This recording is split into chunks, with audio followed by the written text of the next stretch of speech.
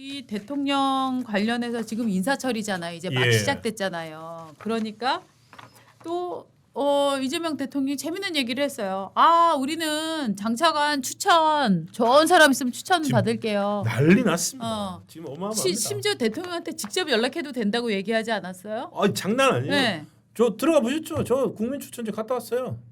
안 하셨어야지. 아내는. 지금 빨리들 하세요. 일주일밖에 시간이 없어요.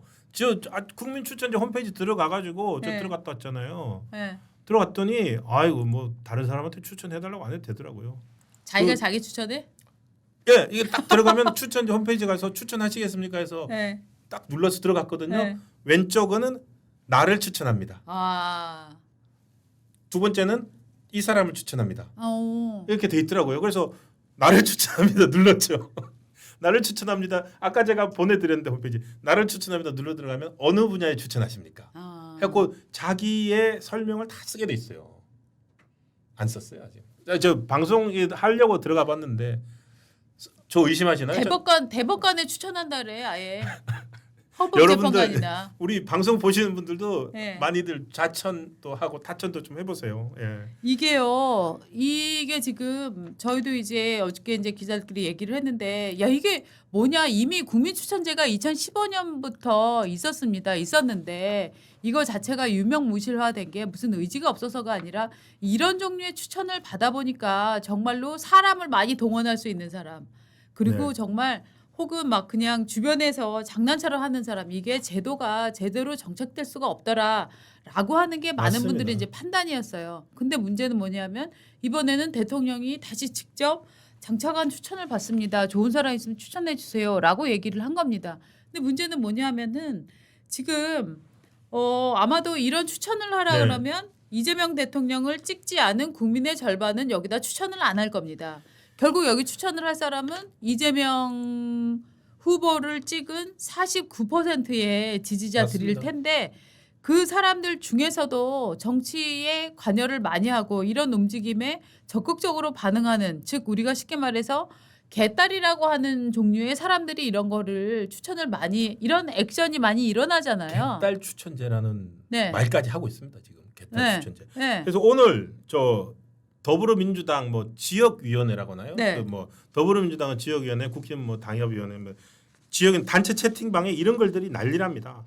자, 지역 우리 A 지역 위원장 지역위원장인데 뭐 장관 뭐뭐로 추천해 주세요. 네. 하면서 단톡 돌리고 있어요. 네, 저렇게. 요거네요. 이재명 대통령 인재 영입, 총선 출마, 견인차 역할 뭐 이런 식으로 누구 지역위원회 당원 동지 여러분께서 김산돌 이게 때문은 누군지 아세요? 김삼돌 삼돌이라고 치고 삼돌이 예. 지역위원장님이 정부에서 힘을 발휘할 수 있게 여러분께서 국민추천제 추천을 좀 해주세요라고 문자를 지금 막 돌리고 있는 거예요. 있습니다. 그러니까 조국 같은 경우에 네. 이제 지역위원회들에서 지금 각 지역구별로 네. 벌어지고 있는 일이고 네.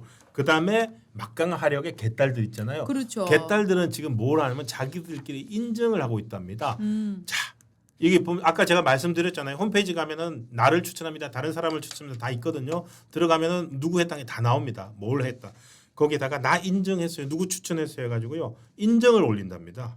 그러니까 저런 거 이제 인증 올리는데 저게 만약에 예. 이재명 대통령한테 좋지 않은 말을 한 사람을 저기다 추천을 한다. 그럼 저 사람 완전 욕받이 되는 거예요. 그렇죠. 반대로 저기에서 어머 좋은 분 추천하셨네요라고 칭찬받을 사람은 이재명을 강력히 옹호하는 사람들 맞습니다. 그런 사람들을 추천했을 때 가장 높은 지지를 받기 때문에 이거는 실질적으로는 거의 그 뭐라고 해야 되나요?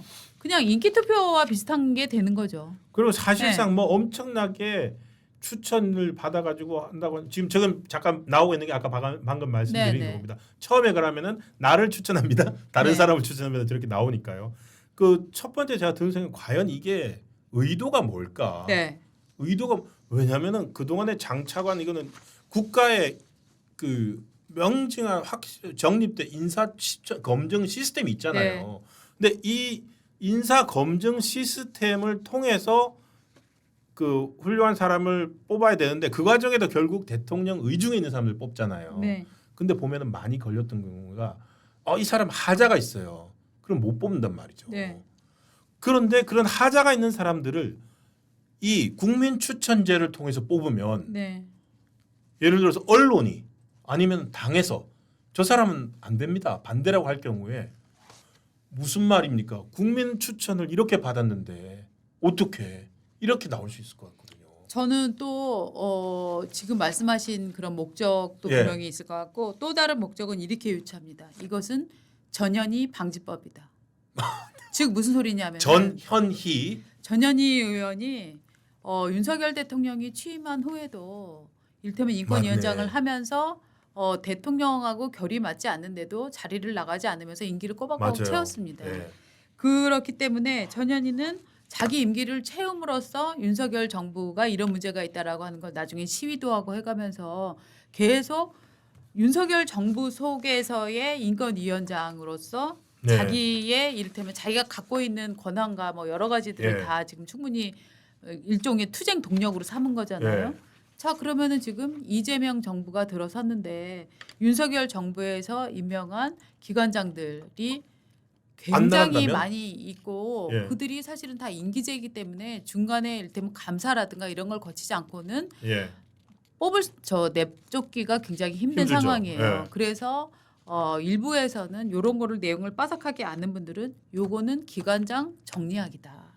그러니까 네. 일종의 내보내기라고 네, 그 동안에는 내 임기 지키겠다 하는 사람들한테 네, 국민 추천 받은 네. 인사들을 네. 들이밀면서 네. 이미 이렇게 훌륭한 네. 이 자리에 이런 사람들이 그쵸. 국민 추천을 받았는데 당신은 누구 국민의 이런 추천이나 지지도 받지 않으면서 지금 네. 버티냐? 그렇죠.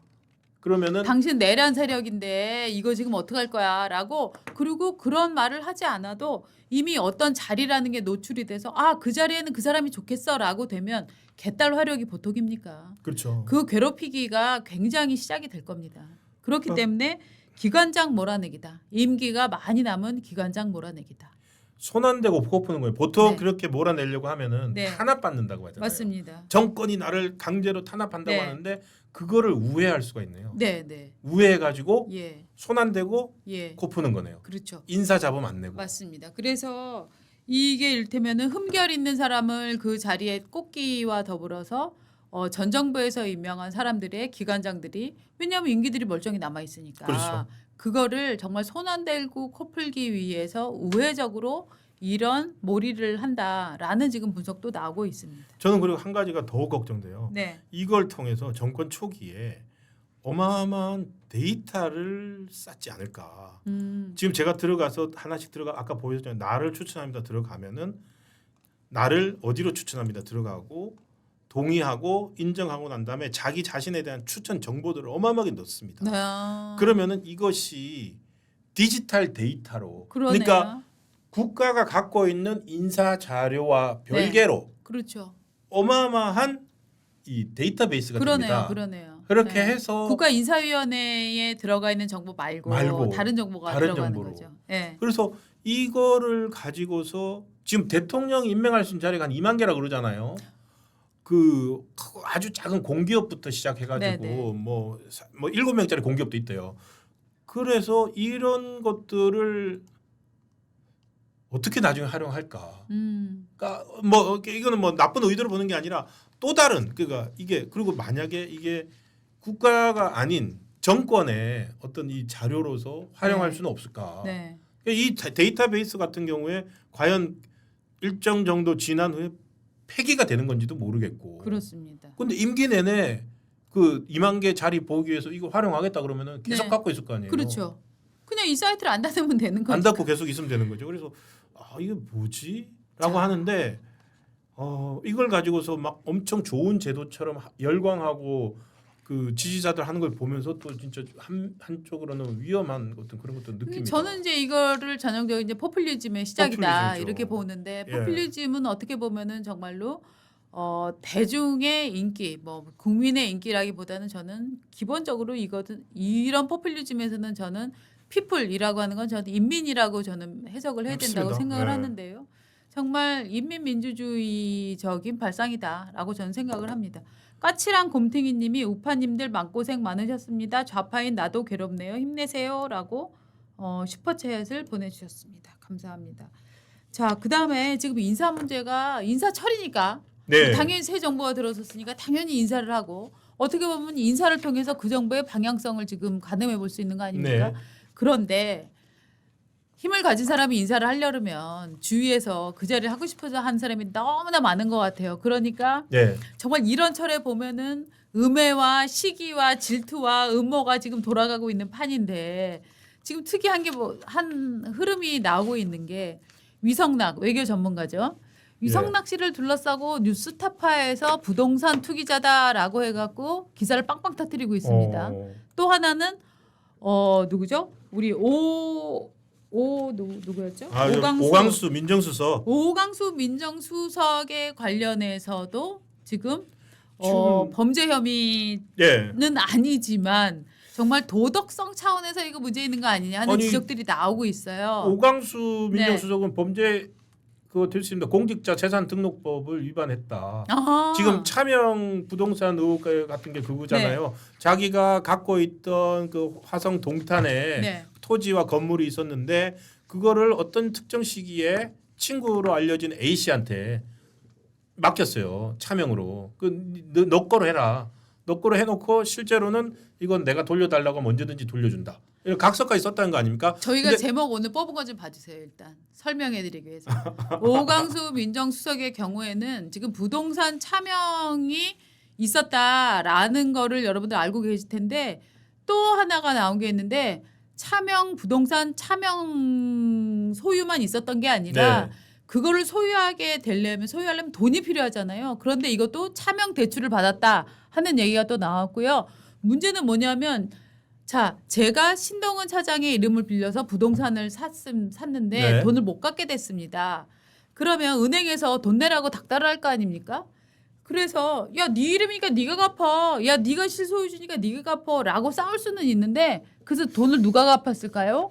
알고 봤더니 이 돈을 은행이 갚았다고 하는 거예요. 이거 놀랍지 않습니까? 과거에 그런 얘기 있었어요. 무슨 뭐 검사랑 조폭이랑 기자랑 술을 먹었는데 룸사롱에서 술을 먹었는데 술값을 누가 냈을까요?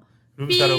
룸사롱 주인이 냈다고 합니다. 뭐 이런 정말 이상한 저질 유머가 있었는데 이게 약간 그런 케이스처럼 보이는 거예요. 차명 부동산과 차명 대출이 있는데 심지어 나중에 대출 관련한 분쟁이 일어났는데 그 돈을 은행이 갚았다. 이거 진짜 골 때리지 않아요? 설명해 주세요. 네, 그러니까 이게 A 씨라고 하는 사람이 동일인으로 네. 나오네요. 네. 그러니까 지금 알려져 있는 것은 어쨌든 내 땅과 부동산이 있는데 네, 이게 네. 공직자 재산 등록할 이제 검사장급이 되니까 네. 이제 그게 드러날 것 같으니까 뭐 의혹이었는지 의도였는지 모르겠으나 어떤 무슨 이유로 그 땅을 친구 명의로 해놨어요. 네. 친구 명의로 해놨다가 그 친구 명의로 해놔서 어쨌든 공직자 재산 등록 때 그거는 숨겨진 채로 네. 넘어갔습니다.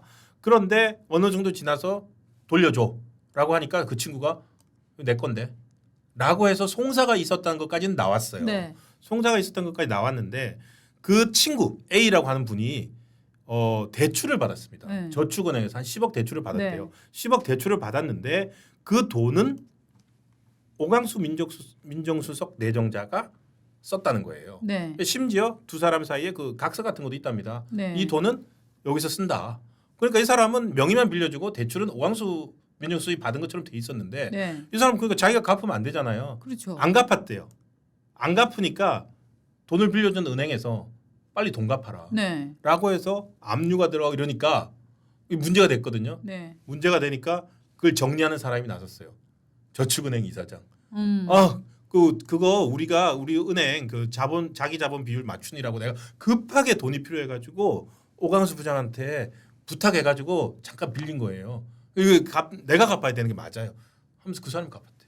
그게 참 신기한 게 말입니다. 이 공직자들은 대출을 한다거나 하는 것도 걸리니까. 굉장히 이제 저 사려 깊게 하지 않습니까? 네. 그런데 지금 공직자를 하면서 특히 검사를 하면서 저 차명으로 지금 부동산을 지금 소유하고 소유했고. 있었던 데다가 심지어 자기가 그 차명 부동산을 실소유하기 위해서가 아니라 저축은행의 편의를 봐주기 위해서 자기 이름을 빌려주고 대출을 받는다고요? 일단 지금 그 저축은행 이사장이 돈을 갚은 이유는 그거예요. 그러니까 그게 굉장히 이상하지 않습니까? 선이죠. 이를테면 선의로. 뭐 예. 사업을 하는 양아치나 이런 사람들이 야 내 거 어려우니까 뭐 해줘 뭐 이렇게 해서 하는 경우는 제가 약간 그 사람들은 뭐 서로 그러고 나서 나중에 큰 편의를 봐달라고 또 부탁했겠지라고 이해할 수는 있는데 지금 저축은행 지점장이 지금 검사님의 네. 검사 네. 영감님의 지금 도장을 갖고 야 네 이름 좀 쓸게 내가 좀 맞춰야 되니까 네. 라고 해서 지금 대출을 받는다고요? 네. 그게 믿어지세요? 아, 저는 솔직히 상식적으로 안 믿어지는데요. 아니 친구 사이에 친구가 공직자예요. 돈이 필요한데 네. 내가 지금 공직자인데 내 이름으로 15억씩 대출 받으면 안 되잖아요. 그래서 친구가 대출을 받고 다 됐고 대신에 이제 대출금 전액은 내가 사용했고 대출금 전체는 내가 반환할 거다. 이런 사실 확인서를 친구한테 써준 거예요. 저는 그 친구가 나를 챙겨준 거죠. 이게 진짜 도저히 이해가 안 되는 여러분들 들으시면서도 이게 무슨 말뼈 씹는 소리냐라는 느낌 들지 않으세요? 그런데 재밌는 게 뭐냐면 요것들이 아주 정치색이 강한 매체에서 지금 빵빵 터지고 있어요. 그거는 사실 이런 것들은요. 기자가 막 뒤져서 나오는 것보다는 되게 모찌를 준다. 즉 누군가가 그 뭐 위성나 부동산이 뭐 80억이나 있다던데 오광수 그때 돈 그 대출 그거 누가 갚았는지 찾아봐. 그거 오광수가 갚은 것도 아니고 오광수 친구가 갚은 것도 아니고 그 저 은행장이 갚았다던데 이렇게 얘기를 죄송합니다. 해주는 모찌를 준단 말입니다. 예. 사실 이런 모찌가 어떻게 보면은 언론 플레이에 이용되기도 하고 또 역사를 바꾸는 팩트 체크로 나가기도 하고 사실 이런 모찌는 여러 방향으로 흩어지게 돼 있는데요. 지금 그 말씀하시는 거죠? 네. 누군가가 오광수 민정수석을 날리려고 하고 있다 지금. 저는 그렇게 봅니다. 지금 누군가가 어떤 세력이 네. 지금 날리려고 있다. 네. 왜냐하면 사실은 그런 의혹이 나왔어요. 처음에 오광수 민정수석이 딱 이름이 나왔을 때 네. 민주당 쪽에서도 오광수는 아니야 네. 라면서 반대하는 기류가 강했습니다. 맞습니다. 강했는데 저 이재명 대통령이 그 민주당 일부 민주당 일부 이제 지도부를 만났다는 거. 용산을 불러서 밥 먹었다는 얘기까지 들었어요. 네. 그러고 났더니 사그라들었대요. 네. 사그라들었는데 검증하면서 딱 부동산 얘기 나오거든요. 네. 그런데 그냥 부동산 나오니까 오광수 수석이 송구하게 생각한다. 네. 라고 본인이 사과를 했고 네. 그러면 더 이상 그거에 대해서 대통령실은 뭐라 그랬냐면은 본인이 사과한 것으로 안다. 라고 끝나는 것 같았어요. 어저께. 네. 그랬는데 지금 같은 사람을 통해서 차명 대출까지 받았다. 네. 그래서 이 사람하고 심지어 방금 말씀 돈은 저축은행장이 갚았다라는 얘기까지 나오니까 네. 또 다른 국면인 거죠. 그러니까 이게 반대했던 세력들이 네. 용산에 어떤 찍어 누르려고 하는 분위기에 네. 안 눌리겠다는 거죠. 네. 카드 그래? 이것도 있어. 또 던졌는 분위기인 거죠. 그리고 위성락 씨의 경우도 지금 뉴스타파에서 80억 예. 부동산 뭐 80억 있다 뭐 그다음에 주미대사 미국에 공직 맡아서 가 있는 동안 한국의 강남에 재개발 아파트를 샀다 뭐 이런 걸로 지금 막 그 구타를 지금 하고 있는데 치부 의혹인 거죠. 네. 그러니까 부동산 투기 그렇죠. 의혹인 거죠. 투기 의혹이죠. 요게 좀 터지고 있는데 불법은 아닌 거죠. 그러니까 불법인지는 그렇죠. 모르겠지만 그러니까 네. 여기 이거 좀 다른 어쨌든 근데 투기다 해서 그렇죠. 잘못다 이런 사람이 공직자를 해도 되느냐 뭐 이런 거죠. 그렇죠. 그런데 이게 왜 뉴스타파에서 이게 터질거나라고 하면은 명확히 미성락은 동맹파잖아요. 동맹파. 비교적 동맹파이고 네. 비교적 제가 이제 외교관들께 네. 들은 얘기는 이재명 후보 측에 이거 이제 선거 전입니다. 이재명 후보 측의 외교란이 너무 부실하다. 예, 그렇죠. 그나마 예. 그 중에 엘리트라고 할 수 있는 사람은 위성락과 김현종 정도다라고 네. 얘기를 들었는데 이를테면은 이를테면 자주파 입장에서 볼 때는 위성락은 뭐지 저거? 라는 의심을 받을 수 있는 사람이잖아요. 그리고 이게 자주파와 동맹파는 노무현 때도 뭐 정말 한판 세게 붙었던 세력들이잖아요. 맞습니다. 그래서 제가 볼 때는 이런 그러니까. 것이 어떤 자주파에 예. 우리나라에 분명히 자주파의 굉장히 큰 맥이 있습니다. 그 자주파의 명단을 보시려면 문재인 때 어떤 사람이 문재인의 통일 노선에 영향을 주었는가를 보면 파악하실 수 있습니다. 뭐 네. 많잖아요. 뭐 예. 저기 그 문정인 전 연대 그렇죠. 교수도 있고 예. 그다음에 뭐 노무현 때부터 정세현 통일부 장관도 있고 그렇죠. 지금 저기 국정원장 내정된 이종석 전 통일부 장관 맞습니다. 이런 분들이 다 자주파의 계보고 그렇죠. 특히 연세대 라인들. 연대 라인이군요. 예, 이게 굉장히 또 강한 그런 힘이 있는데 위성락 씨는 아마 서울대일걸요. 그런 네. 거니까. 그러니까 섞어 놓으면 서울대 위성락은 정치학관과 정외과 출신일 겁니다. 예, 위성락은 때문에- 안 어울리는 것 같아요. 물과 기름처럼 어울리지 네. 못할 것 같긴 해요. 네. 그렇지만 그래서- 그럼에도 불구하고 많은 분들이 그나마 위성락 안보실장에 들어가니까 네. 좀 이재명 대표에 대해서 그 이재명 정부에 대해서 그렇죠. 좀 안정감을 그렇게 생각했거든요. 파탄나지는 않겠다. 왜냐하면 지금 말입니다. 서울대 외교학과 예. 지금 말입니다. 국무총리가 총리 지명자가 과거에 정말 우리나라의 반미를 이끌었던 386 운동권 세대로 심지어는 미 문화원 점거 사건 관련된 사람입니다. 그렇죠. 그 다음에 우상호도 386으로서 전대협 정말로 의장 출신이죠. 예, 전대협 뭐 있습니까? 전대협의 중요 구호 중에 하나가 미군 철수입니다. 미군 물러가라입니다. 우리나라가 미국 제국주의에 지금 침탈당했다라고 주장을 하는 세력들입니다. 지금 국무총리 무슨 뭐 정무수석 예. 이런 사람들로 지금 용산 진영을 꾸리고 있고 국무총리까지 그렇게 보면 어떻게 보면은 정말 미국이나 우방국들에게 보내는 사인은 우리는 뭐 한미일 예. 우호를 그렇게 중요하게 생각하지 않아라는 사인으로도 해석될 수가 있는 거거든요. 그런 거라면 정말로 여기에서 외교 라인을 어떤 사람들이 들어가는가 예. 굉장히 중요한데 여기다 만약에 자주파까지 넣으면 그냥 문재인 정부 되는 거예요. 맞습니다. 그래서 네. 위성락 안보실장의 그 기용을 보면서 네, 직접 소개했잖아요. 위성락 실장 같은 경우에서 저기 뭐 이제 국회의원 못 하겠네요. 뭐 이런 말까지 네. 하면서 이재명 대통령이 그걸 보면서 어쨌든 지금 이재명 대통령이 얘기하고 있는 뭐 중도 그다음에 자기 실용을 하겠다. 나는 실용주의자다라고 했고 그 사례가 위성락의 기용인데 그 이제 그룹 내에서 위성락을 대통령의 의지와 다르게 네. 밀어내려고 하는 세력이 존재한다. 하는 거 아닌가 하는 존재하는 거 뉴스의 아닌가. 흐름으로 보면 네. 그런 느낌이 든다는 거죠. 알겠습니다. 네. 지금 그러니까 인사 처리되다 보니까 어떤 그 권력 내부에서의 치열한 노선 싸움이 네. 사실상 벌어지고 있다. 그걸 네. 볼 수 있는 징후다. 예. 이렇게 저희는 해석을 합니다. 예. 어쨌든 이런 과도한 부동산 뭐 이거를 저희가 옹호를 하자는 거는 네. 아니고 아니 뭐 저 깨끗한 정부라며요. 왜 이렇게 부동산 투기가 많습니까?라고 뭐 한번 물어보시죠. 뭐 저는 어저께 제일 재밌었던 게 뭐 대장동 뭐 하고 비하면은 뭐 근데 개발이 왜 이렇게 이기면 자살률이 높아요? 갑자기 저한테 자살을 어제 국무회의 때 자살은 야 저는 이렇게 정말 쑥 들어버리네요. 갑자기 그렇게 물어보면 네.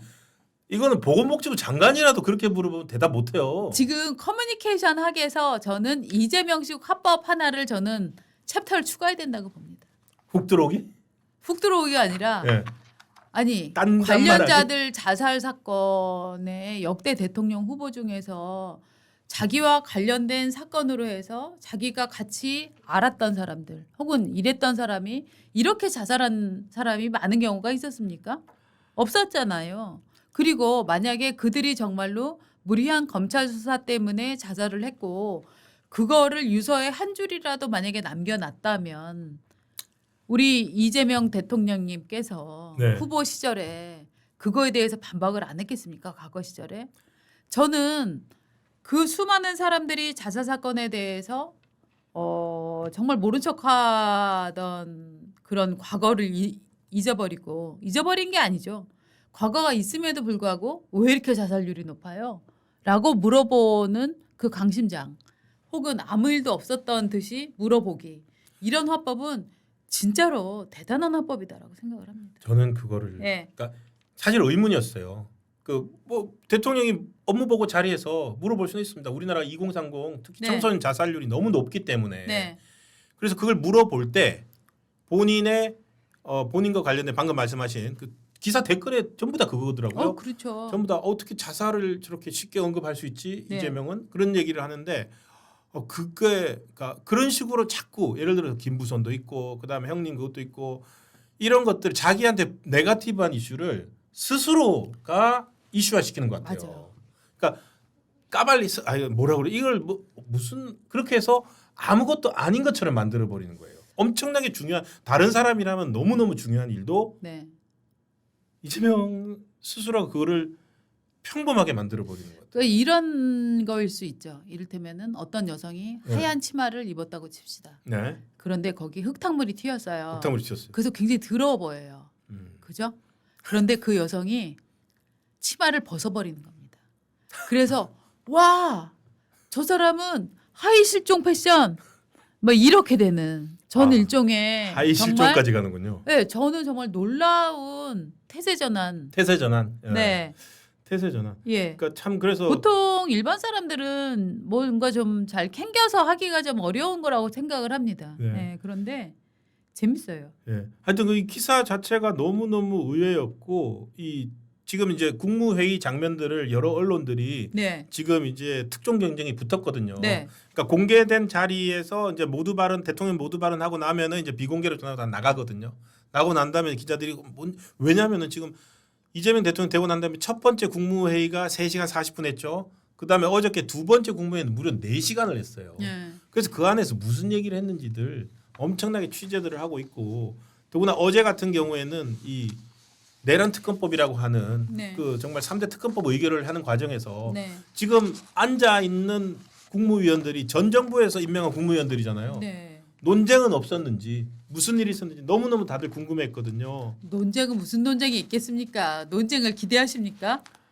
아니 에이. 그래도 지금 이렇게 그거는 아니 저는 진짜 이거 뭐 다 끝나서 자기들이 전 정부 시절에 거부권 행사했던 법들이잖아요. 네. 거부권을 행사했던 법들인데 대통령 바뀌어가지고 어쨌든 다시 국무위원으로 그 자리에 가 있으면서 그거 하나밖에 없는데 그냥 거수기처럼 손을 들어줘요. 또 그런 것들이 궁금해서 아마도 알아보는 과정에서 이런 것들이 네. 나오지 않나 싶습니다. 네. 근데 정말로 보건복지부 장관한테 도대체 자살률이 왜 이렇게 높은 거예요? 야 이게 이 기사가 이렇게 큰 파장을 일으킬 줄 몰랐어요. 네. 왜냐하면 그 기사에는 기자들이 무슨 뭐 이재명 대통령 과거에 아는 사람들 뭐 5명이 자살했다 이런 거 한 줄도 쓰지 않았어요. 전혀 없어요.